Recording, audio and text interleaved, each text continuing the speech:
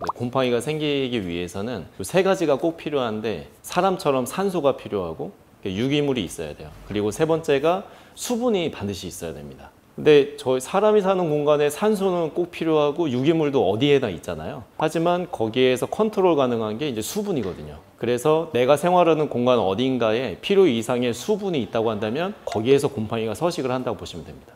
세탁기가 있는 곳, 화장실, 뭐 이런 공간은 당연히 물을 쓰니까 이제 수분이 많이 생길 수밖에 없고, 이 외에도 가구가 벽하고 바짝 붙게 되는 그런 공간들도 의외로 이제 습이 많이 차는 공간이라고 보실 수 있죠. 사람에게 이로운 거 혹은 뭐 농작물에 이로운 거, 이런 곰팡이들이 있어서 이미 여러 산업군에서는 그 곰팡이들을 이용해서 약을 만들기도 하고 뭐 영양제를 만들기도 하고 다양하게 활용되기도 합니다. 빵이라던가 뭐 김치도 균사라는 그런 곰팡이류를 활용해서 하는 음식이라고 볼 수가 있겠죠. 해로운 곰팡이는 뭐 딱 떠오르시는 것처럼 뭐 옷에 피어나는 곰팡이라던가 어디 벽에 피어나는 곰팡이라던가 벽지에 올라오는 곰팡이, 이런 것들이 다 해로운 곰팡이라고 볼 수도 있고, 그 곰팡이들 중에서는 특히나 좀 피해야 되는 곰팡이가 이제 곰팡이 중에서 독성을 품은 곰팡이들이 있거든요. 이런 곰팡이들이 사람을 특히나 건강이나 생명에 위협을 줄 수 있기 때문에 그런 곰팡이들은 독소 곰팡이라고 해서 유해 곰팡이로 따로 분류를 합니다.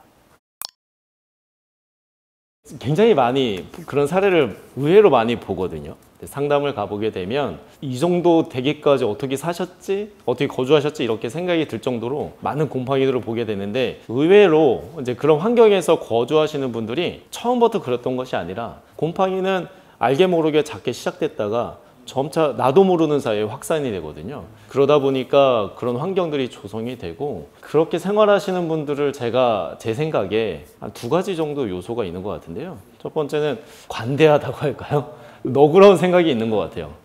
곰팡이 당연히 있을 수 있지, 뭐 이렇게 쉽게 좀 가는 성향들이 있고요. 두 번째는 어쩔 수 없다라는 그런 한계성을 내 스스로 짓고, 그거는 어쩔 수 없는 거야 라고 이렇게 해서 방치하게 되는 경우도 있는 것 같습니다.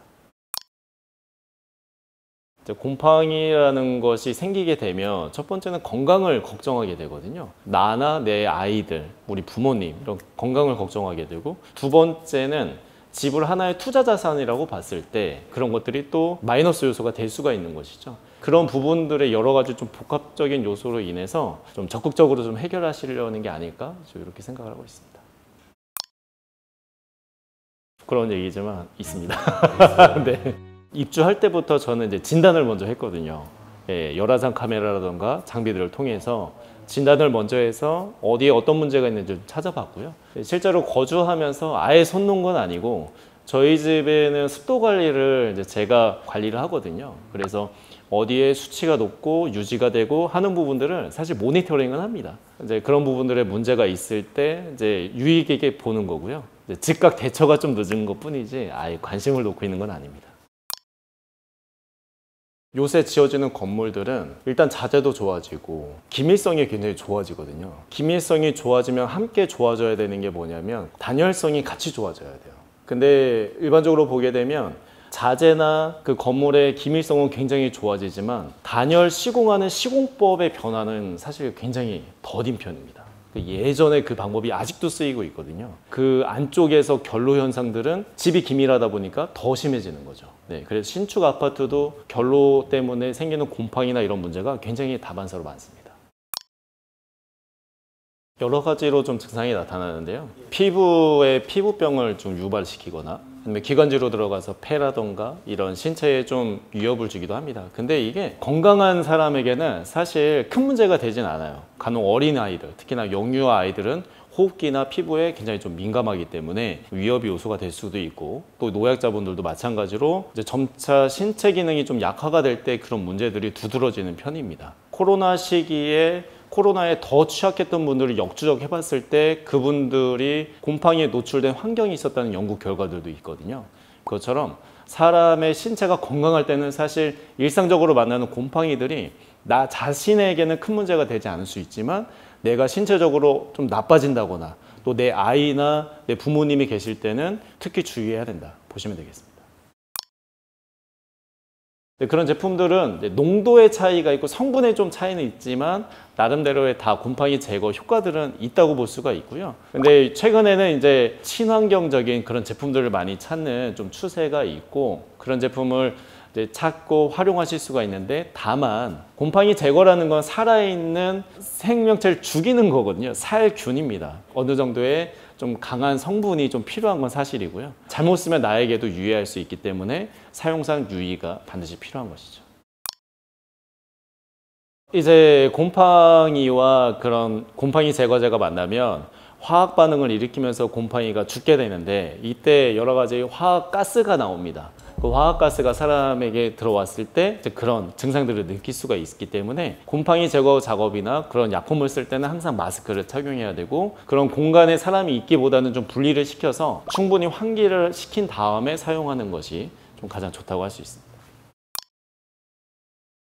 제가 쓰는 좀 저의 성향, 그리고 제가 좀 효과를 봤을 때는 저는 바르는 형태를 좀 많이 씁니다. 그러니까 액상으로 되어 있고 액상으로 된 걸 브러쉬 같은 데 묻혀서 직접 바르는 형태를 좀 많이 쓰고 있고요. 이제 뿌리는 형태, 젤 형태, 붙이는 형태도 많지만 가장 중요한 거는 곰팡이가 있는 곳에 도포가 잘 돼야 되고 그 곰팡이 균사를 골고루 죽여줘야 되거든요. 뿌릴 때 생각해 보면은 그게 분사가 돼서 그 면에 있는 것이 다 죽을 것 같지만 미세하게 가만히 쳐다보게 되면은 알갱이들 사이사이에 묻지 않는 것도 사실 되게 많거든요. 그래서 그런 것들을 생각했을 때 이제 필요에 따라서 쓰면 맞겠지만 저희 업체는 주로 바르는 형태를 좀 많이 사용하고 있습니다. 직접 만드실 수도 있고 그런 방법들은 뭐 유튜브나 굉장히 많이 공개가 되어 있는데 뭐 그렇게 하셔도 되고, 아니면 시중에 뭐 쉽게 구입할 수 있는 제품들을 구입하셔서, 바르는 제품이라고 한다면은 어느 용기에 담아서 또 어디에 묻혀서 발라야 되거든요. 이런 간단한 도구들도 이미 많이 구입하실 수 있습니다. 아까 말씀드렸지만 뿌리는 것도 효과가 없는 것도 아니고 잘만 사용하면 충분히 효과를 누릴 수가 있죠. 그래서 내가 쓰는 방식은 크게 문제가 없습니다. 어떤 걸 하시든지. 다만 곰팡이가 있는 곳에 그 약품이 고루고루 좀 도포가 돼야 된다. 그리고 또 한 가지는 많이들 잘못 쓰시는 방법 중에 하나가 물걸레로 닦고 빨아서 또 쓰고 이런 식으로 많이 쓰시거든요. 근데 물걸레로 닦아주면 사라진 것 같지만 곰팡이 균사는 죽는 게 아니에요. 그냥 내 눈에서 사라진 것 뿐이죠. 내가 닦는 그 걸레라던가 이런 행위들을 통해서 오히려 눈에 보이지 않는 주변으로 덮어질 수가 있다. 그래서 그런 부분들은 좀 주의를 하셔야 되겠습니다.